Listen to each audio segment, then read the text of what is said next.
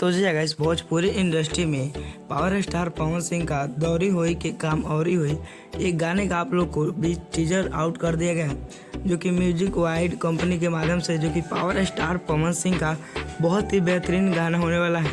गाना कब रिलीज किया जाने वाला है आपको इस वीडियो में बताएं, तो इस वीडियो को आप बिना स्किप किए शुरू से लेकर अंत तक वॉच जरूर कीजिएगा। और सबसे पहले अगर आप हमारे चैनल पर नए हैं तो हमारे चैनल को सब्सक्राइब करके बेल आइकन पे ऑल पे क्लिक कर दीजिए, ताकि पावर स्टार पवन सिंह का कोई भी गाने का धमाकेदार इन्फॉर्मेशन आए तो सबसे पहले आप तक पहुँचे।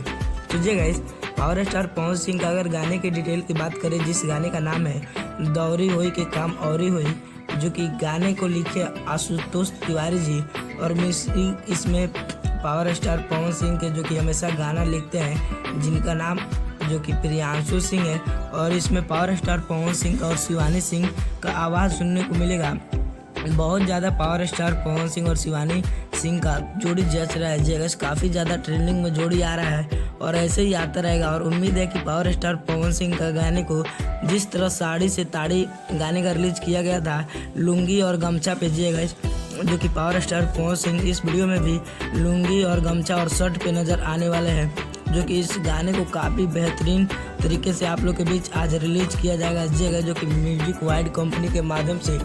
तो बता दूं, पावर स्टार पवन सिंह का अब लगातार आप लोग के बीच चैता सॉन्ग तो नज़दीक है जगह, जो कि पावर स्टार पवन सिंह के अलावा और भी सॉन्ग जो कि और भी सिंगर ला रहे हैं, लेकिन पावर स्टार पवन सिंह का जो कि धनी हो सब धन तोहरे बा, जो कि उस गाने में जितने भी लोग काम किए थे, इस गाने में भी जो कि दौरी हुई के काम औरी हुई गाने में काम किए हैं।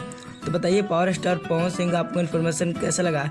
अगर वीडियो अच्छा लगा तो वीडियो को लाइक कीजिए और ज़्यादा शेयर कीजिए। मिलते हैं पावर स्टार पवन सिंह के किसी नेक्स्ट इन्फॉर्मेशन के साथ।